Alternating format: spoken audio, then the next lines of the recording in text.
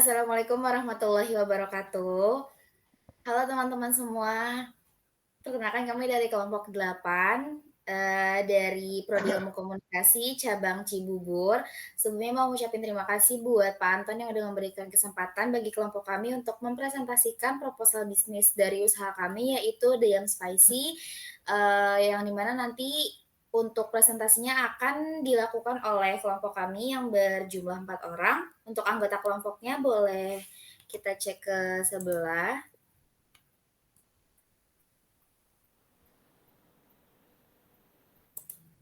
Nah, untuk anggota kelompok kami itu terdiri dari yang pertama ada Kak Jantar, yang kedua ada Kak Naura, yang ketiga ada Kak Dio, dan yang terakhir saya sendiri yaitu Anissa.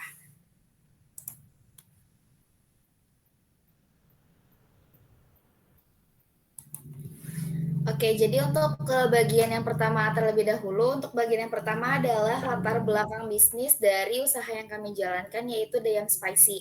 Jadi untuk latar belakang dari The Yum Spicy ini merupakan usaha homemade yang berfokus pada penyajian ayam sambal dengan konsep berbeda yang menawarkan varian sambal yang unik, layanan yang cepat, dan juga harganya yang terjangkau. Jadi untuk ide usaha dari The Yum Spicy ini berasal dari kecintaan para pendirinya terhadap makanan pedas dan hasrat untuk menghadirkan variasi ayam sambal yang menarik. Melihat tingginya minat masyarakat terhadap ayam sambal serta kebutuhan akan makanan cepat saji dengan harga terjangkau, usaha ini hadir untuk menjawab permintaan tersebut.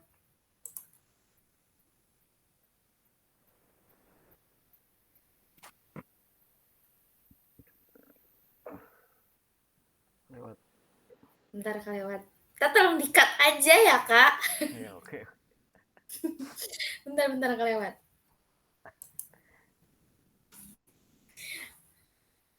Nah, untuk poin yang berikutnya adalah dari noble purpose usaha kami itu The Yum Spicy. Jadi untuk dunia kuliner saat ini adalah kanvas ekspresi rasa dan budaya yang menyatukan beragam latar belakang melalui cita rasa autentik dan inovasi tanpa batas. Dengan semangat ini, The Yum Spicy hadir bukan hanya untuk meraih keuntungan dan menyajikan hidangan lezat, tapi juga memberikan dampak positif bagi lingkungan dan juga masyarakat. Nah, di sini noble purpose kita terdiri dari beberapa poin. Yang pertama adalah kita menyediakan makanan sehat dan bergizi dengan menyajikan ayam sambal yang pedas dengan bahan berkualitas tanpa pengawet atau pewarna buatan. Kemudian yang kedua adalah mendukung petani lokal yang dimana kita menggunakan bahan segar dari petani lokal untuk mendukung ekonomi dan menjaga keberlanjutan alam. Dan yang terakhir adalah mengurangi dampak lingkungan. Jadi di sini kami menggunakan kemasan ramah lingkungan dan mendaur ulang limbah organik melalui composting.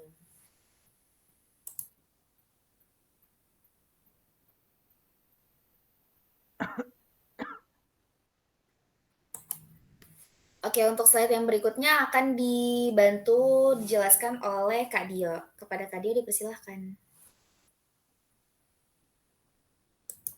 Ya, oke. Untuk slide berikut ini adalah USP atau yang bisa disebut sebagai Unique Selling Proposition. Unique Selling Proposition ini alat atau strategi untuk membedakan produk kami dari para kompetitor ya. Keunggulan dari produk The Yum Spicy atau ayam sambal The Yum Spicy adalah ayam sambal yang kami produksi hingga saat ini menjadi produk unggulan usaha kami karena ayam sambal The Yum Spicy mempunyai cita rasa pedas dan gurih sehingga produk kami ini sangat digemari oleh masyarakat. Lalu ada juga keunikan dari produk kami yaitu ayam The Spicy, ayam sambal. Ayam sambal tradisional The Yum Spicy menjadi makanan yang unik dan dari bahan yang berkualitas yang digemari oleh masyarakat terutama kalangan remaja. Tentu saja produk kami The Yum Spicy menggunakan bahan-bahan yang berkualitas seperti ayam langsung dari peternak lokal dan sayur mayur dari petani lokal dan dikemas juga dengan desain yang menarik dan praktis. Lalu ada inovasi dari produk The Yum Spicy.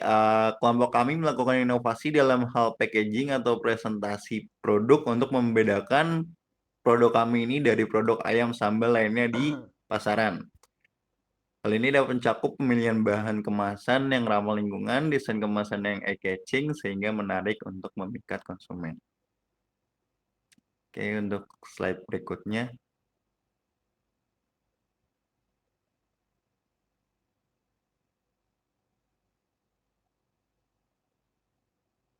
Berikutnya ada konsumen potensial.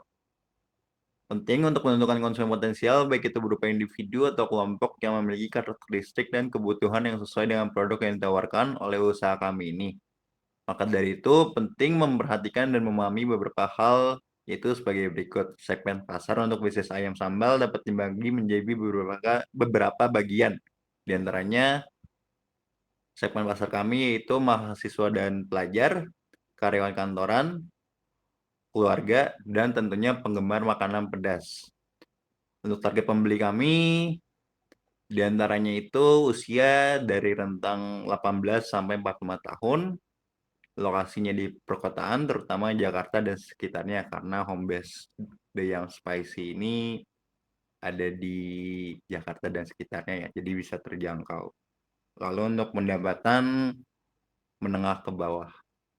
Nah, untuk produk kami ini tentunya dengan harga yang terjangkau, bisa banget buat pendapatan yang menengah ke bawah. Oke, untuk berikutnya ada produk yang akan diteruskan oleh Kak Naura.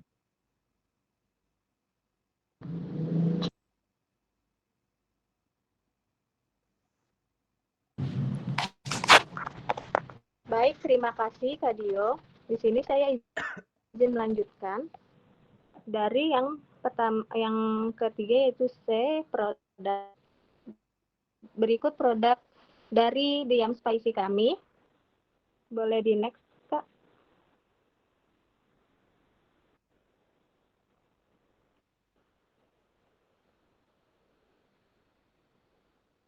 Untuk sumber daya, keahlian masing-masing anggota, yang pertama ada Kak Jantar Pascal, memiliki keahlian dalam manajemen personalia dan sumber daya manusia, dapat membantu dalam merekrut dan mengelola tim dengan efisien.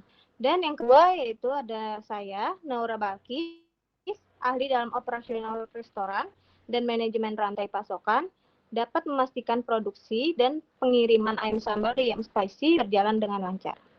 Dan yang ketiga ada Kak Dio, yaitu sebagai spesialis pemasaran dan branding, mampu merancang strategi pemasaran yang efektif untuk meningkatkan popularitas produk ayam sambal The Yum Spicy. Dan yang keempat ada Kak Anissa, sebagai memiliki keahlian dalam keuangan, perencana dapat mengelola keuangan perusahaan dan membuat proyeksi keuangan yang akurat untuk bisnis ayam sambal The Yum Spicy. Untuk poin E yaitu pemasaran, bagian A, yang pertama itu ada deskripsi strategi pemasaran. Yang pertama ada pemasaran digital. Dari pemasaran digital ini ada memanfaatkan platform media sosial seperti Instagram dan TikTok untuk berinteraksi dengan konsumen dan mempromosikan produk ayam dan membagikan konten yang menarik yang relevan dengan kuliner dan gaya hidup sehat. Konten yang diunggah mencakup video singkat, gambar produk, serta tips terkait makanan, pedas, dan hidangan yang praktis.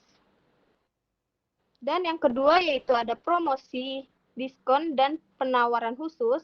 Di sini kami melakukan promosi diskon secara berkala, menawarkan paket hemat, serta mengadakan penawaran khusus seperti promo beli satu gratis satu hanya untuk 10 orang pertama.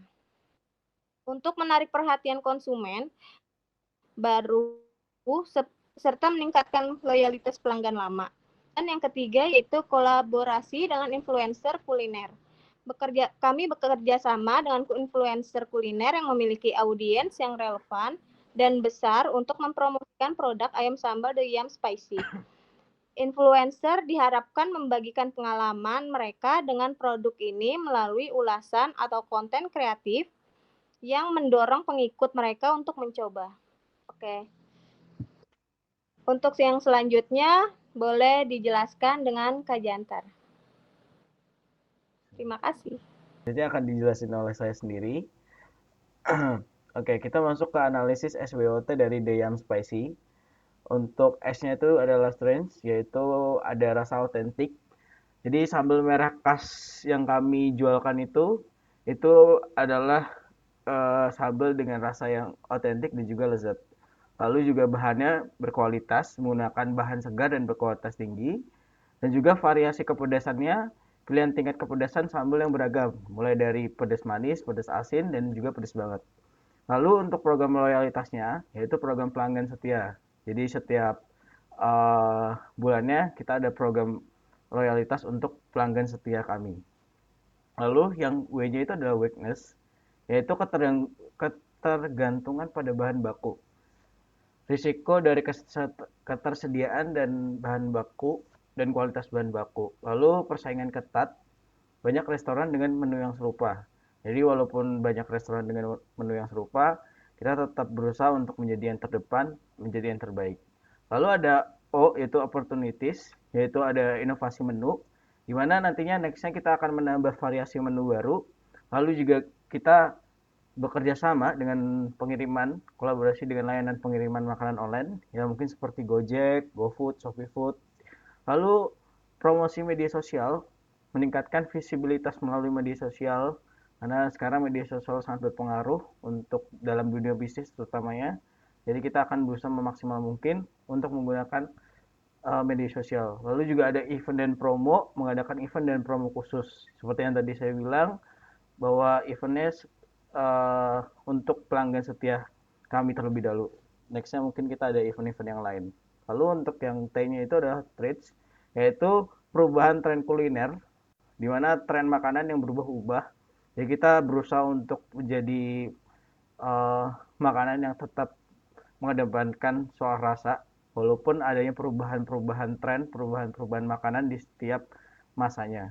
Lalu fluktuasi harga bahan baku yang tidak stabil, ya kita akan tetap berusaha untuk berada di harga yang sama, karena kita selain kualitas dari makanan tersebut, kita juga mengedepankan bahwa produk yang mewah diimbangin dengan harga yang murah.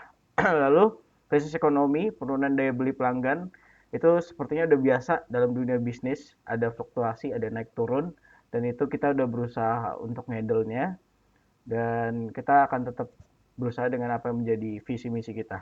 Oke, lanjut.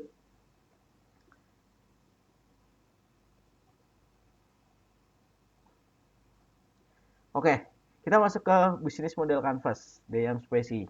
Jadi untuk bisnis model Canvas itu ada banyak ya. Yang pertama adalah Key Partners, yaitu platform pengiriman kolaborasi dengan aplikasi pengiriman makanan, seperti yang tadi saya bilang, bekerja sama dengan layanan pengiriman. Lalu influencer kuliner, kemitraan dengan influence untuk promosi, karena promosi melalui influencer sekarang tuh sangat berpengaruh untuk menaikkan engagement dari produk tersebut. Lalu ada key activities, yaitu pengelolaan makanan, proses memasak ayam, dan sambal dengan standar kualitas tinggi. Itu adalah prioritas utama kami. Lalu pemasaran dan promosi melalui kampanye pemasaran melalui media sosial. Seperti yang tadi kami bilang, kalau media sosial itu sangat berpengaruh dalam dunia bisnis. Lalu ada value proposition, yaitu rasa otentik, di mana menawarkan ayam dengan sambal merah khas yang otentik dan lezat. Lalu ada bahan berkualitas, menggunakan bahan-bahan segar dan berkualitas tinggi. Lalu ada juga pelayanan cepat, itu kita memaksimalkan waktu tunggu yang minimal untuk penyajian makanannya. Lalu kita juga pilihan tingkat kepedasannya juga yang tadi saya bilang, itu ada manis, manis, pedas asin, dan juga pedas banget. Lalu untuk customer relationship, itu ada loyalty program, di mana loyalty program ini itu khusus untuk pelanggan setia dengan poin dan diskon. Di mana itu akan kita berlakukan di setiap bulannya, mungkin. Lalu ada feedback loop, di mana sistem umpan balik untuk mendengarkan saran dan kritik pelanggan. Itu sangat penting untuk kita, untuk meningkatkan kualitas dari produk kita juga. Lalu ada channel, yang dimana channel ini berisikan tentang delivery, kerjasama dengan layanan pengiriman makanan online, yaitu GoFood dan GrabFood. Mungkin juga ShopeeFood ke depannya. Lalu media sosialnya kita promosikan terlebih dahulu melalui Instagram dan TikTok, karena masanya lebih banyak di Instagram dan juga TikTok. Lalu untuk customer segment itu ada keluarga, di mana keluarga itu kita memprioritaskan makanan yang cocok untuk dikonsumsi bersama keluarga. Misalnya mereka mau pergi berpiknik atau gathering bersama keluarga besarnya, itu kita juga bisa untuk keluarga jika ada acara-acara seperti itu. Lalu pekerjaan kantoran, di mana menyediakan menu makanan siang yang lezat dan praktis, lalu juga mahasiswa harga yang terjangkau dengan porsi yang cukup, karena itu yang diutamakan juga untuk mahasiswa pelajar jika mereka mencari makanan pasti melihat juga harganya. Lalu pecinta kuliner kuliner pedas, di mana menyediakan variasi sambal dengan tingkat kepedasan yang berbeda. Lalu masuk ke cost struktur, di mana di situ ada biaya bahan baku, isinya adalah pengeluaran untuk bahan makanan, lalu biaya pemasaran, anggaran untuk promosi dan iklan. Itu nanti ada penjelasannya di akhir. Lalu ada care resource, di mana care resource ini isinya adalah tim masak. Tim masak kami tentunya berpengalaman dengan mengelola ayam dan sambelnya. Lalu supplier bahan baku kami, jaringan supplier untuk bahan-bahan berkualitas. Kita kerjasama dengan beberapa supplier yang memang kita sudah mengandalkan mereka. Lalu peralatan dapur, peralatan memasak yang lengkap dan modern. Dan terakhir ada revenue stream, di mana revenue stream ini berisikan tentang penjualan menu, pendapatan utama dari penjualan ayam sambal merah, dan menu tambahan lainnya. Lalu gathering. Jadi sebenarnya kalau untuk kami masih homemade dan kita untuk penjualannya bisa individu dan juga gathering. Dimana gathering yaitu layanan catering untuk acara khusus apa aja, mungkin nikah, pernikahan ataupun misalnya ulang tahun. Lalu ada juga merchandise, penjualan produk pendukung seperti saus sambal kemasan. Itu yang mungkin kedepannya kita akan prioritaskan juga. Oke, boleh di next.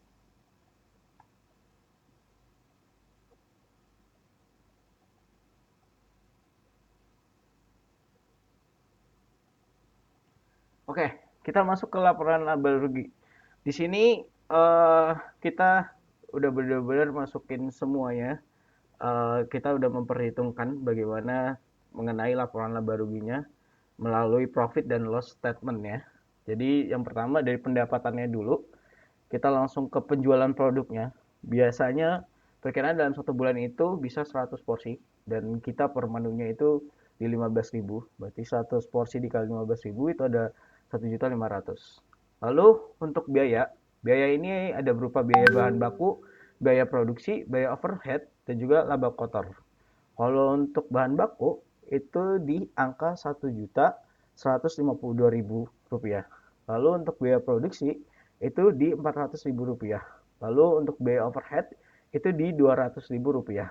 Dan untuk laba kotornya itu dari hasil penjualan produk kita yaitu 1.500.000 dikurangin dari laba kotor. Nah, laba kotor ini kita perhitungkan dari misalnya ada kelebihan dari modal awal kita, kelebihannya itu bisa mencapai 1.752. Jadi 1.500.000 rupiah dikurangin 1.752.000 rupiah, hasilnya 252.000 rupiah, dimana itu adalah biasanya biaya tambahannya dari laba kotor tersebut. Lalu untuk biaya lainnya, di sini ada biaya pemasaran, biaya administrasi, dan juga yang terakhir adalah laba bersih sebelum pajak. Nah, untuk biaya pemasaran yaitu di angka 100.000 rupiah dan untuk biaya administrasi itu di angka 50.000 rupiah. Dan laba bersih sebelum pajak itu 402.000 karena hasil dari laba kotor yaitu 252 dikurang 150.000. Itu adalah penambahannya dari penjualan kita. Mungkin bisa dikebawain lagi, Kanisa. Oke, lalu kita masuk ke pajaknya. Pajaknya di sini kan tertulisnya 10%, 0.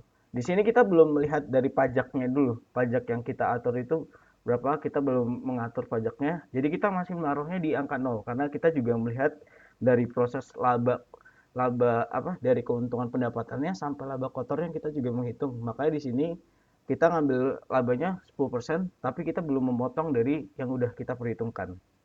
Lalu yang terakhir adalah laba bersih setelah pajak. Di sini total dari keseluruhan ya, karena pajaknya ini masih 0%.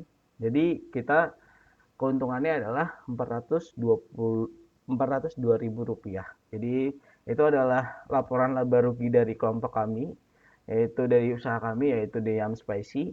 Gimana profit dan loss statement-nya itu sudah sesuai dengan keuangan dari bisnis kita.